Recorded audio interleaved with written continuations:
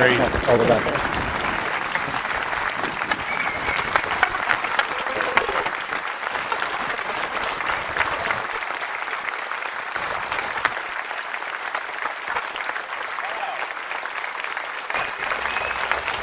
Thank you very much.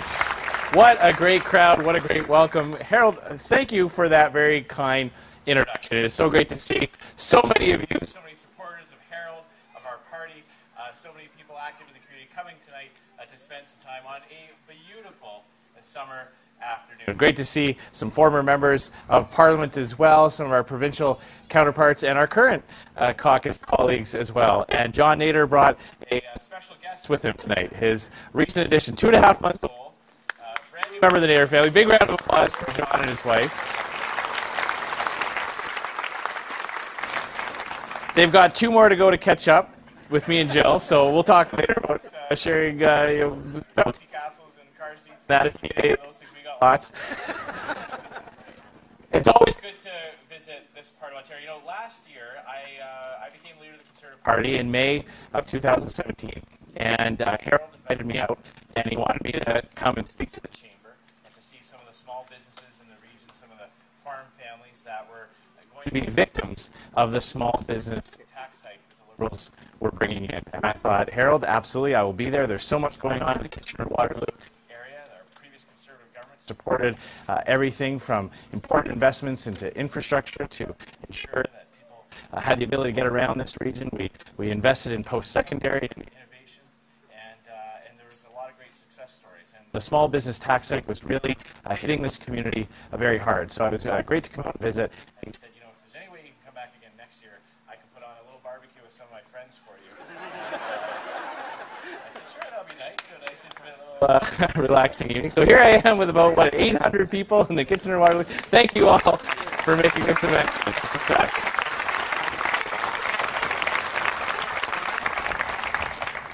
And we know that small businesses are an important part of not only this part of Ontario, but a big part of Canada. It's a huge part of the economy. It's a reason why so many people have jobs, have the ability to get a mortgage, to purchase a car, to put their kids in sport. It is the economic backbone of our country. And the Liberals like to talk a big game about small businesses. And they like to talk about how they're trying to find ways to help and enhance small businesses. But under the Liberals, it's clear that the best way to start a small business is to have a big business and wait a while and it becomes a small business.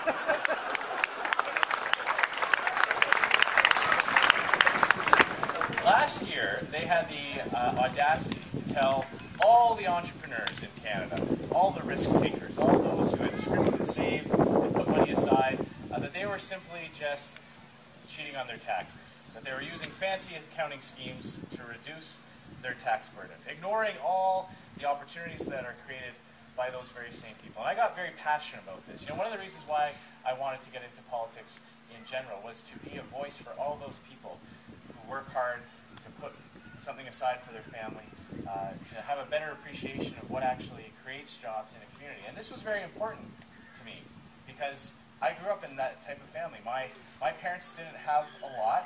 We had a comfortable life. We took some road trips for vacation. My parents had enough to put my sisters through dance classes and put me in baseball, and I played rugby a couple of years in high school, but didn't have a lot of extras. And I didn't have a trust fund to pay for my way through university. I had to earn it. I had to get a job. And it was one of those things when my parents said, look, you can stay at home throughout your university, and we won't charge you room and board. That was their gift to me. And I appreciate it. That was great. And I got a job waiting tables to pay my way through university. And that was where I learned an important conservative principle. You see, I learned that the harder I worked, the better off I was. And the better off my employer was as well. And that the better that he did, the better that restaurant did, the better I did too. In other words, I learned that prosperity was intertwined. And that is the true success of a free market economy. That people can succeed together. And most importantly, it destroyed the message from those in the NDP and the Liberals when they tell us that the only way to lift some people up is to tear other people down. That is what I learned at that very important time. also learned that it takes that type of risk to create opportunities for people like me. But someone who didn't have the means to do that myself, I got to share in that and have that opportunity, which led to me paying my tuition and going on to be able to get a job down the road. And when I moved out to Saskatchewan, I moved to Regina at a time when... fantastic. Do I have any Rider fans in the crowd? Hey!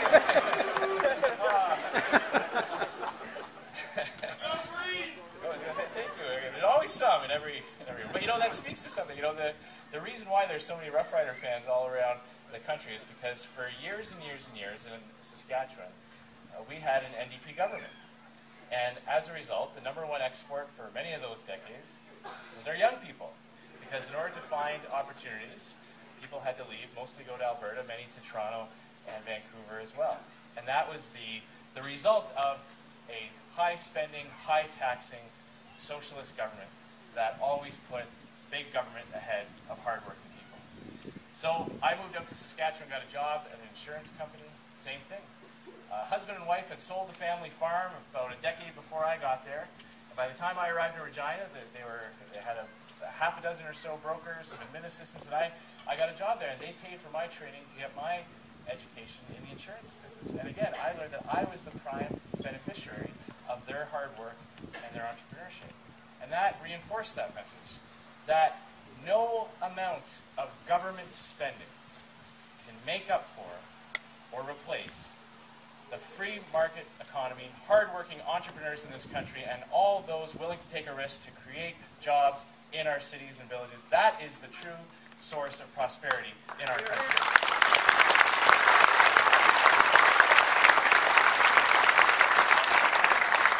And that's what this Liberal government doesn't understand. Through their unprecedented attack on small business, through their tax hikes on hardworking Canadians, we can see it time and time again. And what Conservatives have to do from now until the next election is to convince Canadians that our plan will work better. And our plan is centered around some key Conservative principles. Harold touched on a few of them, and I'll go on a little bit further. Living within our means. What does it mean? It means that we don't borrow money from future generations of Canadians just to spend on political projects today. That's not a conservative. When we say we are going to balance the budget, we are saying that we will stop leaving credit card bills for the next generation of Canadians. It also means that we will work to lower the amount of money that goes to pay for the interest on the debt. That money that comes out of your paycheck, that comes out of your savings, goes to pay bondholders and bankers who have bought Canadian government debt. It doesn't go to build anything in our communities. It doesn't go to improve the quality of life for Canadians. That money is better off in the economy, and a Conservative government will get us back to balanced budgets so that we stop leaving that bill. Here, here.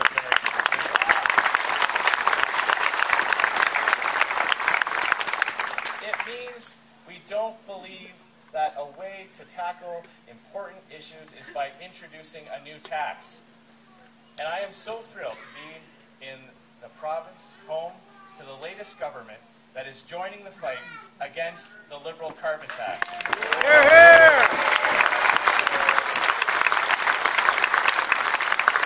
Premier Doug Ford is leading the charge along with Premier Scott Moe of Saskatchewan, our two provinces, Saskatchewan and Ontario, fighting against the Liberal carbon tax. And you know, I grew up in Ontario. My mom's family is from Mississauga, and I grew up in Ottawa, so I always follow Ontario politics a little bit as well. And I was watching the last provincial election. And I got to tell you, if there was ever a lesson that the academics and many in the media just don't understand the issues, it was during the commentary on the carbon tax. I saw a story in a major publication in Ontario that was reporting on a poll that had been conducted that showed that about 70% of the people of Ontario opposed the carbon tax. And the article's main point, it was an opinion piece, the main point of this opinion piece was that the reason why the people of Ontario did not support the carbon tax was because they just didn't understand it. And the problem was that the Liberals hadn't quite explained it properly. If they were only able to wrap their head around it, they would eventually come on board and support it.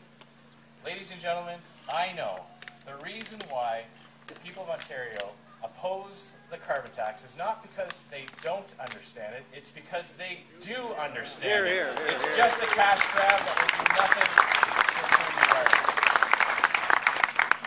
We see time and time again that the Liberals are on the wrong side of the issues with the Canadian people. The deficit, the carbon tax, the attack on small business. And they've even started an unprecedented attack on Canadian rights. The rights that we hold near and dear, the rights that have built this society into what it is, a welcoming and inclusive place where we welcome people from all over the world and invite them to share in the great blessings that have been bestowed on this country, and to be able to hold what's near and dear to them, and to pass on their faith and their views to their family as well. And when the Liberals imposed a values test on Canadian charities and individuals, they violated those fundamental Canadian rights. And a conservative government will always stand up for the freedom of opinion, the freedom of conscience,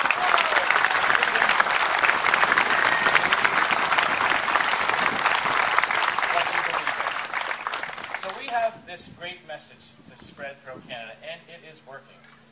You know, we've had a great session in the House of Commons. We've showed the government's inability to manage our country's finances. We've pointed out the hypocrisy when it comes to these types of issues that I just mentioned. We've highlighted the failures that this Prime Minister has had in terms of international relations. You know, he came to power talking about how he was going to put his new mark on Canadian foreign affairs, and he goes to places, and our relations with those countries are worse off than before he went there. So we've brought a light to a lot of these things, and it is resonating all over the country. We're beating the Liberals everywhere it matters. We're beating them in the battle, in the arena of ideas. We're winning the debates in the House of Commons. We're winning over more and more supporters to our party. You know, we've beaten the Liberals the last 2 quarters fundraising by a factor of 2 to 1. And I want to thank each and every one of you here tonight who has made that possible. Thank you for your support, for your local ideas. And we're not doing that because, you know, we have $1,500 plate dinners and swanky hotels and downtowns across the country. We're doing that because we're offering Canadians a strong, principled message on the issues that matter most to them, and they are responding on an individual basis. We've beaten them not only in terms of how much we've raised, but also by how many people are donating. And the reason why I'm talking about this, the reason why I think this is so important, is because we're going to have a challenge in the next election. I don't know if you've noticed, but we don't always get the same break in the media that the Liberals always get. So we're going to have to outwork them. We're going to have to out-communicate them. We're going to have more ads. We're going to have to reach them in different ways. We're doing a lot of that with social media. And so it's so important that that support continues. And I want to thank you again for all of that. But most importantly, we're beating them at the ballot box. When we articulate that strong conservative message, sticking to the values and principles that we know will make Canada a better place, we can win anywhere. And we just won a by-election in Quebec. But all the pundits said we could never win. Our party hadn't won there since 1997. And by standing up for taxpayers, by fighting against the carbon tax, by fighting against big deficit spending that's going to leave our kids and grandkids with massive debt to pay off, by fighting for a principled foreign affairs policy, by fighting for accountability and integrity, we won that seat. And that just goes to show that we can take that message and win seats everywhere. And we're going to win these seats back in the Kitchener-Waterloo areas. We held these seats up until the last election. And we'll have an early indication of what kind of night we're having in 2019 by how these results in this area happen. So I'm asking all of you here tonight, if you've ever licked an envelope before, if you've ever pounded a lawn sign, if you've ever brought a friend to the polls to make sure they have a chance to vote, I need you to do that again. And I need you to do a little bit more in 2019 than maybe we had in 2015. We're going to need a bigger team. We're going to need a stronger and a bigger group of volunteers. But I know we can do it, because everything that over the last year has shown that if we all work hard together, if we stick true to our fundamental principles and we keep talking about how conservative policies will actually improve the quality of lives for Canadians, we can, all of us together, in every province of this country, in every riding from coast to coast, we can and we will make sure that Justin Trudeau is a one-term Prime Minister. Thanks very much, everyone.